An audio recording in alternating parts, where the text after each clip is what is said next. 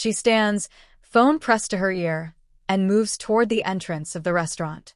Her voice drifts back to me, soft, intimate, meant for someone else. I meet the waiter's gaze. He approaches as attentive as ever. Could you pack these meals to go and bring the check? Hey there, I'm Maria, I hear her say as she spritzes Chanel No. 5 into the air, letting the perfume envelop her as she twirls beneath the mist. The scent settles on her perfectly styled hair. She looks in the mirror, adjusting her black dress that clings to her every curve, perfect for a third date. Her fingers trace the fabric, smoothing out invisible wrinkles. 3 dates. That's the number where something casual turns into something more. Her phone buzzes. Not John. The screen flashes with the name of her ex. She hesitates, fingers hovering over the dismiss button. One quick check won't hurt. Missing you. Dinner alone tonight? The message sends a shiver down her spine. Her thumb hovers over the keyboard, but muscle memory urges her to respond. No, not tonight, she types, before tossing the phone back into her clutch. Through her apartment window, headlights sweep across the curtains. Right on time. She grabs her jacket, practically floating down the stairs, heels clicking sharply against the marble. The autumn air nips at her bare legs. John stands by his car, arms crossed, looking confident in his navy blazer. Silver grays his temples, distinguished, successful, stable, everything her ex wasn't. She greets him with a quick peck on the cheek, her smile warm. His cologne, sandalwood and something spicy, wraps around her. He places a hand at the small of her back, guiding her to the passenger seat. You're stunning, he says, his smile crinkling at the edges. The car's leather seats embrace her, warm from the heater. As the city lights blur past, her phone vibrates in her lap. Remember our first date at Mario's? Her stomach flops. Mario's. The same place she sits now, in a cozy corner booth, the hostess's heels sinking into thick burgundy carpet. Crystal chandeliers cast honeyed light on the white tablecloths. She slides into the booth, arranging her dress before slipping the phone beneath her napkin. Wine? John asks, scanning the menu. His fingers tap a rhythm on the leather-bound cover. Sure. Red. She smiles, typing one-handed beneath the table. Can't talk. On a date. The waiter appears, a figure in starched white. John orders a bottle of Malbec effortlessly, his voice smooth, the sommelier nodding in approval. The seafood pasta sounds amazing, John says, leaning in closer, his eyes catching the candlelight. She's tempted by the veal. Ma'am? The waiter interrupts as her phone vibrates. Send me a pic of your date. She angles the phone just enough to catch John's profile as he reads the menu, his sharp jaw, his distinguished gray hair, his classic blazer. A perfect shot. Her finger hovers over the send button. A whisper of conscience tries to stop her. She presses it anyway. The appetizers arrive, golden calamari and bruschetta, arranged like art. Steam rises, carrying the scents of garlic and lemon. John raises his wine glass, deep red catching the light. To third dates, he says. Her phone buzzes again. She peeks beneath her napkin, her fork suspended midair.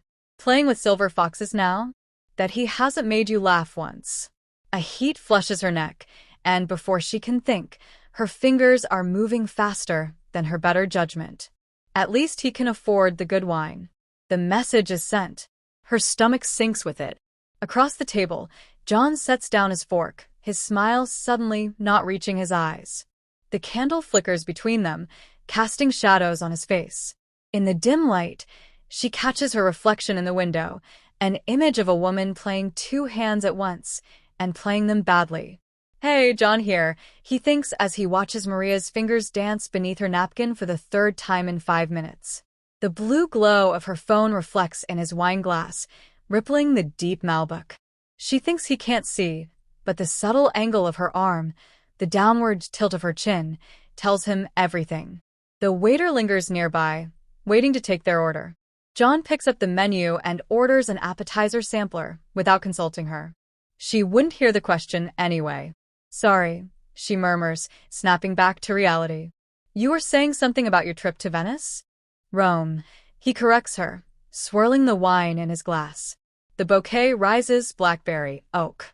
A $100 bottle she hasn't even touched, but that can wait. Her phone buzzes again. Her hand twitches, almost involuntarily, reaching for it. John stares at the restaurant instead, the crystal chandeliers, the white tablecloths, the leather-bound menus, the kind of place you bring someone special, the kind of place where phones stay in pockets. The calamari here is spectacular, he says, trying to fill the growing silence. His voice sounds hollow, drowned by the clink of silverware and the low hum of other diners. Her thumb moves quickly under the table. The appetizers arrive, and the steam from the calamari, bruschetta, and stuffed mushrooms rises between them. She glances at her phone. It buzzes again. This time, she jumps. John stabs a mushroom with more force than necessary, the fork scraping against fine china. 2 tables over, an elderly couple feeds each other bites of tiramisu. Their phones remain in their handbags. "Work emergency?" he asks, keeping his tone light. "Something like that," Maria replies, her cheeks flushed pink in the candlelight. A flash goes off on the table. Did she seriously take a picture? His jaw tightens. Focusing, he slices the calamari into precise rings, measured and controlled. The main course arrives, seafood pasta for her, veal scallopini for him. Steam rises from the plates, promising warmth. But then, Maria's phone rings. She stares at it, her expression unreadable. Something shifts in her face, a mixture of surprise, uncertainty, and something else. She stares at the screen as if it might bite her. She looks up at me briefly, then back at her phone. It's my ex. He wants to talk about reconciliation. The word lingers in the air between us, heavy and unsettling. Your ex, I murmur. Reconciliation. My fork freezes midair. He's been texting all night. The question comes out flat. She nods, phone still buzzing in her hand. Take it, I tell her, my voice steadier than I expect. Sort things out with him. Really? She asks, a flicker of hope crossing her face. It's not hope for our evening to be salvaged, but for permission to take the call. I glance at the waiter. He's watching us ready. Could you pack these meals to go and bring the check? She stands, her phone already pressed to her ear, and walks toward the entrance.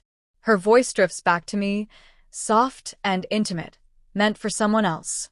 The waiter returns, a small, quiet presence. He places 2 takeout containers and the leather folder with the check in front of me. I sigh without looking at the total. Around me, couples lean in close, sharing quiet secrets over desserts. A woman laughs at her partner's joke. I stack the takeout boxes, making a mental note that the veal will make a perfect lunch tomorrow. Outside, through the window, I spot Maria pacing on the sidewalk, gesturing with one hand as she talks. Her black dress shimmers under the streetlight.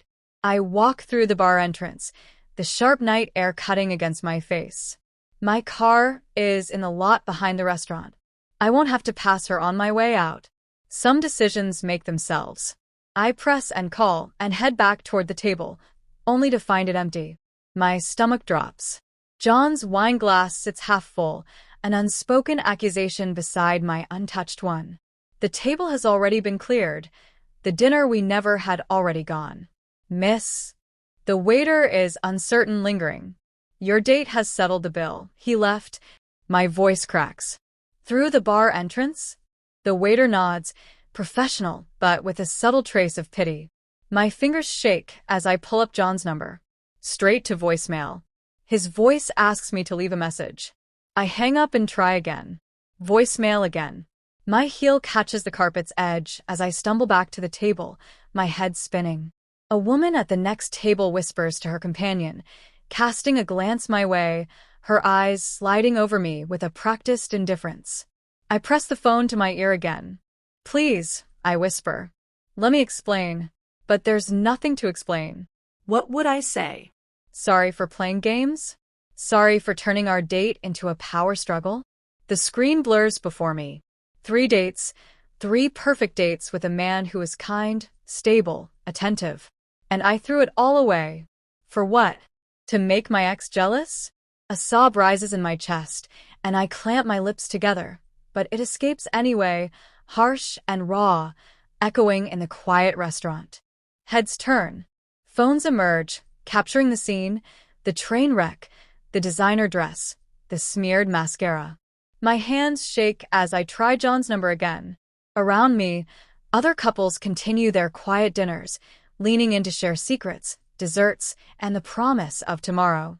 Things I've thrown away. He was so good, I hear myself whisper, laughter bubbling up, frantic and hollow. He was kind, stable, successful. And I ruined it. The sob turns into a wail, and I cover my mouth, but it's too late.